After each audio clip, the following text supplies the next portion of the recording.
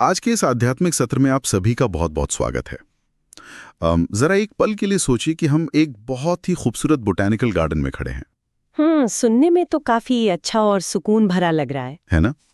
मतलब हर तरफ रंग बिरंगे फूल हैं, बहुत मीठी खुशबू आ रही है, लेकिन जैसे ही हम एक सुंदर से फूल को छूने के लिए हाथ बढ़ाते हैं, मुझे लग रहा है कि कहानी में कोई ट्विस्ट आने वाला है। बिल्कुल, जैसे ही हम हाथ बढ़ाते हैं हमें एहसास होता है कि वो असल में फूल है ही नहीं। अच्छा, तो फिर क्या है? वो बेहद नुकीले और जहरीले कांटे हैं। जिस जगह को हम एक सुरक्षित और सुंदर बगीचा समझ रहे थे, वो असल में एक खौफनाक और खतरनाक जंगल है। बाप रे, ये तो एकदम से तस्वीर ही बदल गई। हाँ, और आज की हमारी ये जो विस्तृत चर्चा है वो ठीक इसी बेचैन कर देने वाली लेकिन बेहद प्रासंगिक तस्वीर से शुरू होती है। ये दृश्य मतलब सुनने में ही काफी सिहरन पैदा करता है। और दिलचस्प बात ये है कि ये कोई काल्पनिक कहानी नहीं है। बिल्कुल नहीं। आज हम जिस स्रोत पर बात करने वाले हैं, हमारे पास 27 अप्रैल 2026 का जो एक आध्यात्मिक दस्तावेज है जिसे मुरली कहा गया है, वो इसी रूपक को, इसी मेटाफर को आधार बनाकर आज की जो इंसानी सभ्यता है उसका एक बहुत ही गहरा विश्लेषण करता है। सही कहा। मतलब ये महज कुछ हवाई या दार्शनिक विचार नहीं है। ये दस्तावेज इंसान के पतन और उसके वापस उठने की पूरी मनोवैज्ञानिक यात्रा को डिकोड करता है। और यही बात मुझे इस सामग्री में सबसे ज्यादा आकर्षक लगी। मतलब इसमें सिर्फ थ्योरी नहीं है। हाँ, एकदम प्रैक्टिकल बात है। बिल्कुल, ये इंसान के लिए एक बहुत ही सख्त और व्यवहारिक सेल्फ ऑडिट का तरीका सामने रखता है, जिसे हम आत्मनिरीक्षण कहते हैं। खुद को जांचने का तरीका। हाँ, विशेष रूप से ये जो कांटे और फूल का मेटाफर है। तो चलिए इसी बात से शुरू करते हैं। आखिर इंसान को कांटे का दर्जा क्यों दिया गया है? ये एक बहुत ही गहरा सवाल है। स्रोत में लिखा है कि ये दुनिया रावण राज्य है, एक कांटों का जंगल है। क्या हम सचमुच इतने बुरे स्तर पर आ चुके हैं? देखिए, इस कठोर भाषा के पीछे का जो असल कारण है ना, वो है इंसान की आज की मनोवैज्ञानिक स्थिति। माइंडसेट। जी, इस टेक्स्ट का नजरिया ये है कि आज के समय में मनुष्य पूरी तरह से देह अभिमान का शिकार हो चुका है, जिसे हम बॉडी कॉन्शियसनेस कहते हैं। तो देह अभिमान का मतलब सिर्फ अपने रूप रंग पर घमंड करना तो नहीं होगा? बिल्कुल नहीं। इसका मतलब है अपनी पूरी पहचान को सिर्फ इस भौतिक शरीर और उससे जुड़ी चीजों तक सीमित कर लेना। अच्छा, मतलब मेरा पद, मेरा पैसा, मेरी पहचान। हाँ, बस वही सब। जब इंसान खुद को सिर्फ शरीर मानता है तो उसकी प्रवृत्तियां एकदम जानवरों जैसी हो जाती हैं। सर्वाइवल ऑफ द फिटेस्ट वाली मानसिकता। एकदम सही शब्द इस्तेमाल किया आपने, सर्वाइवल ऑफ द फिटेस्ट। हर कोई बस खुद को बचाने और आगे बढ़ने में लगा है, चाहे दूसरे का नुकसान ही क्यों ना हो। अगर हम इसे आज के नजरिए से देखें तो ये बात बहुत सटीक बैठती है। बिल्कुल बैठती है। चाहे वो सोशल मीडिया पर अजनबियों से होने वाली तीखी बहस हो या सड़क पर ट्रैफिक के दौरान लोगों का जो गुस्सा दिखता है। अरे हाँ, ट्रैफिक में तो लोग जैसे एक दूसरे को खाने दौड़ते हैं। या फिर दफ्तर की राजनीति ही ले लीजिए, हर कोई जैसे दूसरे को नीचा दिखाने के लिए तैयार बैठा है। सही बात है। घर घर में जो क्लेश है, शायद उसी मानसिक टकराव को यहाँ कांटे की तरह चुभना कहा गया है ना? आप एकदम सही दिशा में सोच रहे हैं। ये जो मानसिक टकराव है, यही वो जहर है जिसके कारण इस दुनिया को विष का सागर कहा गया है। बाप रे, विष का सागर? ये तो बहुत ही डार्क है। डार्क तो है, लेकिन यहाँ एक बहुत बड़ा कॉन्ट्रास्ट भी मौजूद है। वो कैसे? ये दस्तावेज दावा करता है कि एक समय था जब ये दुनिया, विशेषकर जो भारत का भूभाग है, वो बिल्कुल उसी खूबसूरत बोटैनिकल गार्डन की तरह था जिसकी हमने शुरुआत में कल्पना की थी। अच्छा, मतलब ये हमेशा से जंगल नहीं था? नहीं, बिल्कुल नहीं। उसे स्रोत में स्वर्ग या गार्डन ऑफ अल्लाह का नाम दिया गया है। गार्डन ऑफ अल्लाह। हाँ, एक ऐसा दौर जहाँ लक्ष्मी नारायण का शासन था और समाज में कोई मानसिक या शारीरिक टकराव नहीं था। हर इंसान अपने आप में एक फूल था। मतलब जमीन वही है, ग्रह वही है, लेकिन हमारी मानसिक अवस्था ने इस जगह को बगीचे से जंगल में तब्दील कर दिया। एकदम सही पकड़ा आपने। और यहीं पर बागवान की भूमिका सामने आती है। बागवान मतलब कोई जो बगीचे की देखभाल करे। जी, यहाँ परमपिता या जो सर्वोच्च सत्ता है, भगवान को बागवान कहा गया है। ओके। जो अब इस विषय सागर को फिर से क्षीर सागर या पवित्रता के सागर में बदलने का कार्य कर रहे हैं। तो वो ये करेंगे कैसे? वो ज्ञान रूपी पानी से इन इंसानी कांटों को वापस फूल बनाने की प्रक्रिया चला रहे हैं। रुकिए, यहाँ मुझे एक छोटी सी उलझन है। हाँ, पूछिए। मान लेते हैं कि कोई इंसान सच में बदलना चाहता है, वो खुद को सुधारने की कोशिश करता है, ध्यान लगाता है, अच्छा व्यवहार करने का प्रण लेता है। इरादा तो अच्छा है। लेकिन हम सब जानते हैं कि दुनिया का दबाव, या जिसे इस टेक्स्ट में शायद माया कहा गया है, हाँ, माया, वो बहुत शक्तिशाली है। मतलब इंसान थोड़ी प्रगति करता है और फिर कोई तनावपूर्ण स्थिति आती है और वो वापस उसी पुराने कड़वे स्वभाव में लौट जाता है। हाँ, ये तो होता है। यानी वो फट से फिर से कांटा बन जाता है। तो क्या इस घने कांटों के जंगल के बीचों बीच रहते हुए सचमुच फूल बनना मुमकिन है, या ये सिर्फ एक आदर्शवादी विचार है? ये सवाल बहुत लाजमी है और कई बार ये एक हार मान लेने वाली स्थिति लग सकती है। हाँ, इंसान निराश हो जाता है। लेकिन यहीं पर इस ज्ञान की गहराई काम आती है। स्रोत में स्पष्ट बताया गया है कि बागवान को इंसान की इस कमजोरी का अच्छी तरह पता है। अच्छा, तो उन्हें पता है कि हम बार बार गिरेंगे? बिल्कुल। इसीलिए ये महज एक बार दिया गया उपदेश नहीं है, ये एक निरंतर याद दिलाने की प्रक्रिया है। निरंतर याद दिलाना। हाँ, जब इंसान को बार बार ये स्मृति दिलाई जाती है कि उसकी असली पहचान क्या है, कि वो कभी विश्व का मालिक था, वो कभी फूल था। जी, तो वो ज्ञान एक मनोवैज्ञानिक ढाल का काम करता है।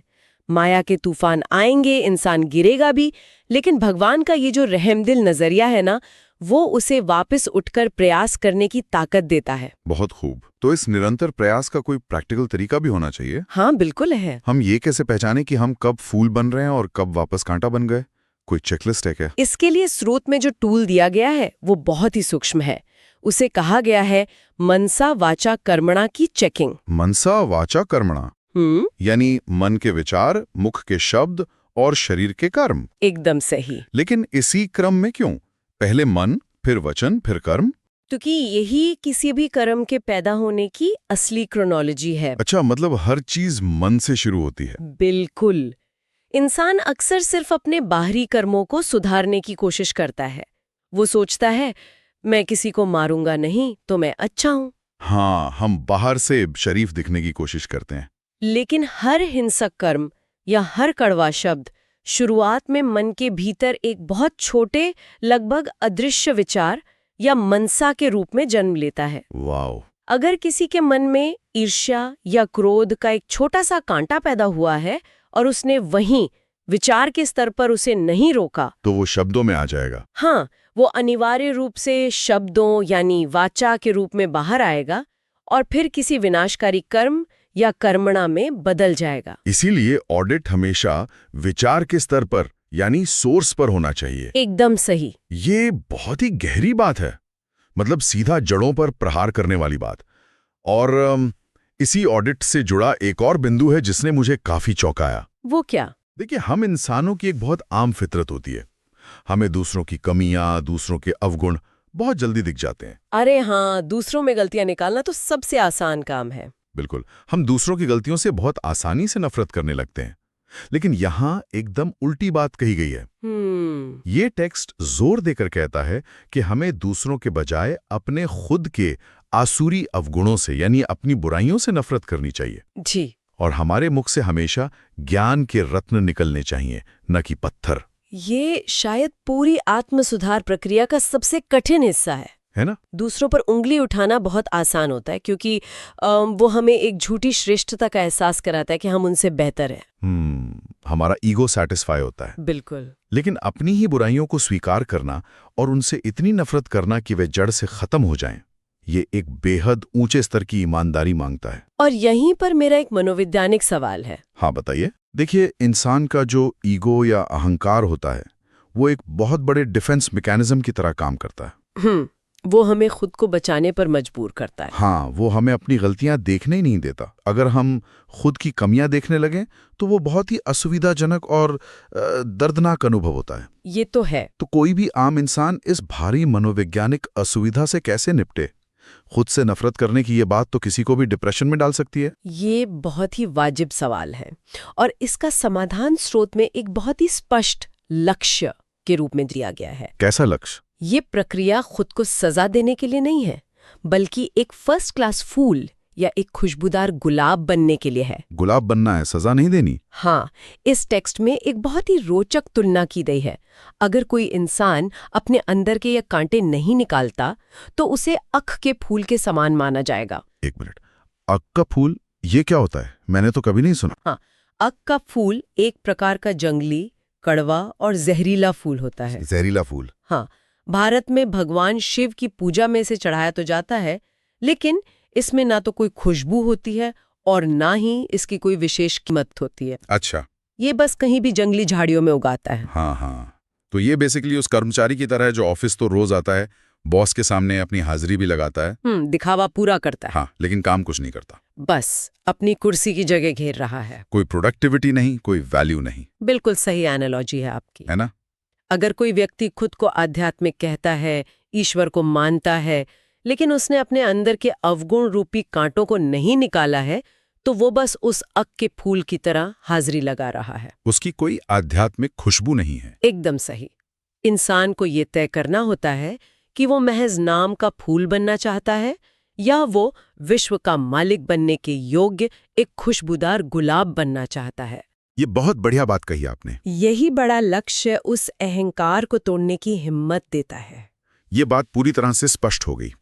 चलिए अब इस टेक्स्ट के एक बहुत ही अलग और चौंकाने वाले विषय की तरफ बढ़ते हैं। हाँ, चलिए। अभी तक हम व्यक्तिगत सुधार, गुलाब, अल्लाह के बगीचे और मन की शांति जैसी बहुत ही सुकून देने वाली बातें कर रहे थे। बहुत ही पॉजिटिव वाइब थी। लेकिन जैसे ही हम इस सामग्री के अगले हिस्से में आते हैं, अचानक से टोन पूरी तरह बदल जाती है। हाँ, वहां से व्यक्तिगत के बजाय एक बड़ी वैश्विक तस्वीर सामने आने लगती है। और तस्वीर भी कैसी? अचानक से शांतिपूर्ण बगीचे की जगह एटॉमिक बॉम्ब, मिसाइलों और महाभारत के विनाशकारी युद्ध की बात होने लगती है। एकदम से माहौल गंभीर हो जाता है। ये एक बहुत ही बड़ा टोनल विप्लैश है। मतलब एक आध्यात्मिक टेक्स्ट में जो मन की शांति की बात कर रहा है, अचानक जियोपॉलिटिकल वॉरफेयर और परमाणु हथियारों का जिक्र कैसे आ गया? ये थोड़ा अजीब लग सकता है शुरुआत में। क्या यह लोगों को डराकर सही रास्ते पर लाने की कोई तरकीब है? नहीं, ये महज डराने की तरकीब नहीं है, बल्कि ये कॉज एंड इफेक्ट यानी कार्य और कारण का चरम परिणाम है। मैं समझा नहीं। हमने शुरुआत में जिस कांटों के जंगल की बात की थी, जहां हर इंसान देह अभिमान में एक दूसरे से लड़ रहा है। हाँ, वो मानसिक टकराव। जब वो टकराव सामूहिक स्तर पर यानी देशों के स्तर पर पहुंचता है तो उसका परिणाम युद्ध ही होता है। अच्छा, तो ये उसी का बड़ा रूप है। बिल्कुल। यहाँ स्पष्ट रूप से कहा गया है कि 5000 वर्ष पहले के इतिहास में जो महाभारत की लड़ाई हुई थी, ठीक वही हालात आज फिर बन चुके हैं। और इसमें आधुनिक विज्ञान का जो स्पष्ट संदर्भ है, वो सच में रोंगटे खड़े करने वाला है। हाँ, विज्ञान का जिक्र बहुत ही साफ शब्दों में है। इसमें लिखा है कि सिर्फ 2 बम ही लगाए तो कितने शहर खत्म हो गए, लाखों मरे होंगे। ये शायद सीधे सीधे द्वितीय विश्व युद्ध की याद दिलाता है। बिल्कुल। और साथ ही यह चेतावनी देता है कि अब तो इस जंगल में करोड़ों मनुष्य हैं और विज्ञान ने विनाश के और भी भयानक साधन तैयार कर लिए हैं। यहाँ पौराणिक कथाओं की जो डिकोडिंग की गई है वो बहुत दिलचस्प है। कौन सी कथाएं?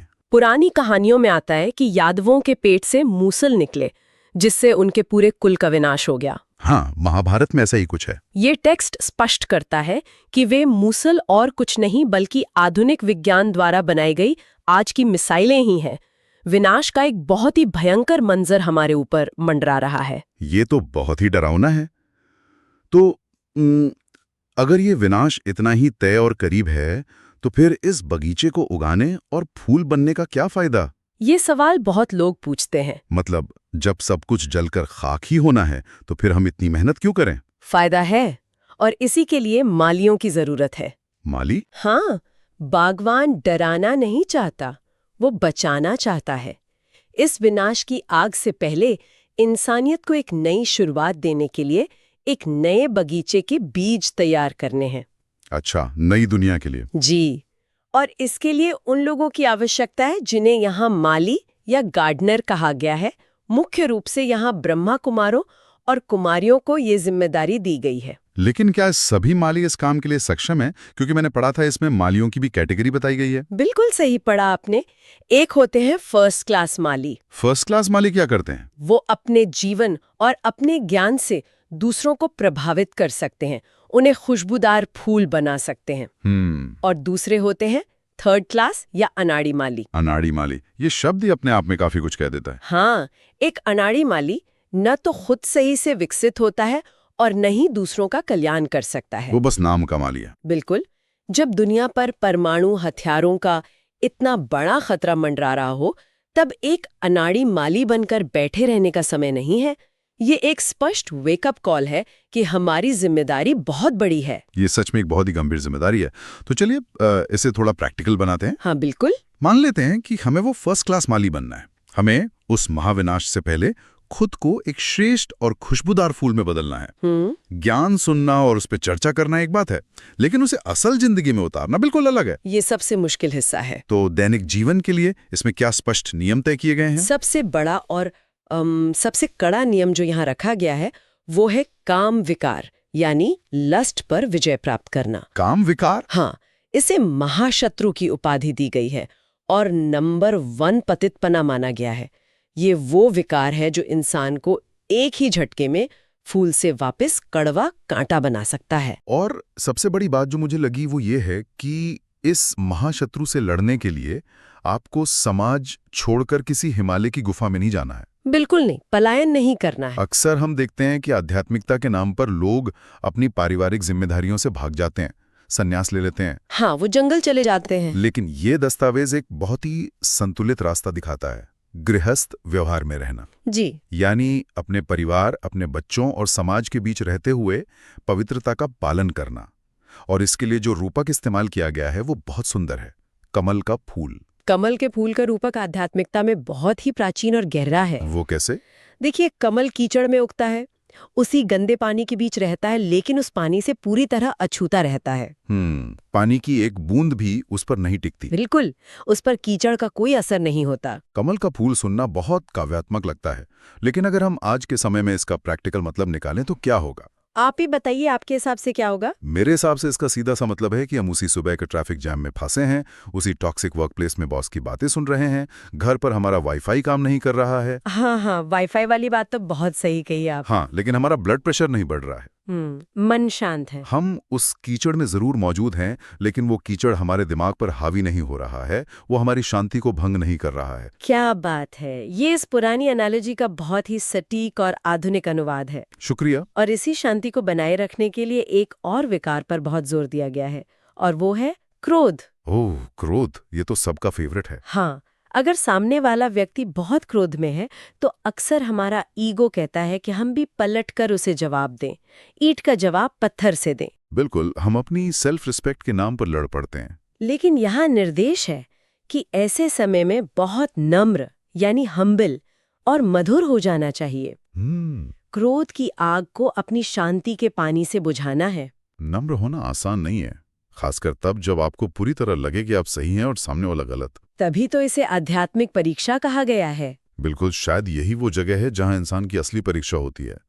और इन परीक्षाओं को पार करने के बाद जो आध्यात्मिक शक्तियां प्राप्त होती हैं। हाँ, वरदान वाला हिस्सा। जी, इस दस्तावेज के अंतिम हिस्से में, जिसे वरदान कहा गया है, शक्तियों को लेकर एक बहुत ही गहरी फिलॉसफी दी गई है। हाँ, वो हिस्सा सीधे इंसान के अहंकार पर चोट करता है। कैसे? अक्सर आध्यात्मिकता के मार्ग पर चलने से मन की एकाग्रता बढ़ती है और कुछ मानसिक शक्तियां प्राप्त होती हैं। इंट्यूशन बढ़ जाती है। तो लोग इन्हें करामात या रिद्धि सिद्धि समझने की भूल कर बैठते हैं। वो सोचने लगते हैं कि वो चमत्कार कर सकते हैं। अच्छा। लेकिन यहाँ स्पष्ट चेतावनी दी गई है कि इन शक्तियों को चमत्कार नहीं बल्कि श्रीमत यानी ईश्वरीय निर्देश के अनुसार अपना कर्तव्य समझना चाहिए। मुझे ये बिंदु सबसे ज्यादा शक्तिशाली लगा। क्यों? क्योंकि हम इंसान अक्सर आध्यात्मिकता की ओर इसलिए आकर्षित होते हैं क्योंकि हमें लगता है कि हमारे पास कुछ जादुई शक्तियां आ जाएंगी। हाँ, हम हवा में उड़ेंगे, हम दूसरों का भविष्य पढ़ लेंगे या कोई चमत्कार करके दुनिया को इम्प्रेस करेंगे। ये तो सीधे सीधे अपने अहंकार को पोषण देना हुआ ना। एकदम सही पकड़ा आपने। जब कोई सोचता है कि मैं चमत्कार कर रहा हूँ तो वहां कर्तापन का अहंकार आ जाता है, मैं आ जाता है। बिल्कुल। लेकिन जब वो यह सोचता है कि यह शक्ति मुझे दूसरों के कल्याण के लिए, उन्हें सही मार्ग दिखाने के लिए एक कर्तव्य के रूप में मिली है, तो वहां से मनमत यानी जो पर्सनल डिजायर्स हैं वो पूरी तरह खत्म हो जाती हैं। यानी शक्ति का इस्तेमाल खुद का महिमा मंडन करने के लिए नहीं, बल्कि एक इंस्ट्रूमेंट या माध्यम बनकर सेवा करने के लिए है। और जब कोई इस निस्वार्थ भाव से बिना किसी अहंकार के अपना कर्तव्य निभाता है, तब वो असली महानता को प्राप्त करता है। बहुत सुंदर। और इसी अवस्था में इंसान उस अतीन्द्रिय सुख का अनुभव करता है। अतीन्द्रिय सुख मतलब इंद्रियों से परे का सुख। हाँ, सुपर सेंशुअस जॉय। ये वो सुख है जो आज के समय के जो छोटे मोटे डोपामाइन हिट्स होते ना, उनसे बहुत अलग और स्थायी है। ये सोशल मीडिया लाइक्स से मिलता है उससे अलग। बहुत अलग।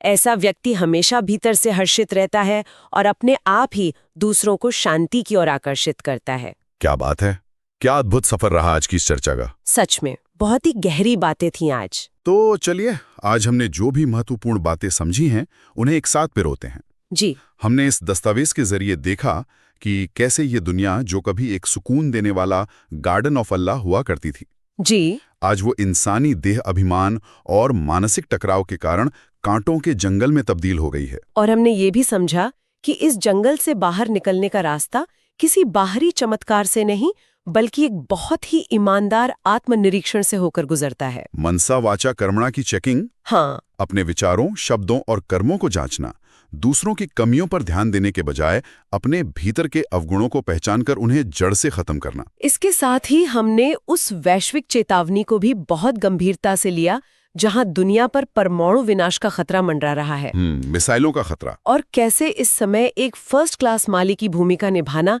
समय की सबसे बड़ी मांग है। और सबसे बड़ी बात, ये सब कुछ हमें समाज से भागकर या संन्यास लेकर नहीं, बल्कि गृहस्थ में रहकर करना है, कमल के फूल की तरह। बिल्कुल, कमल के फूल की तरह बुराइयों से अछूते रहते हुए अपनी शक्तियों को चमत्कार के बजाय एक ईश्वरीय कर्तव्य मानना ही असली आध्यात्मिकता है। एकदम सही।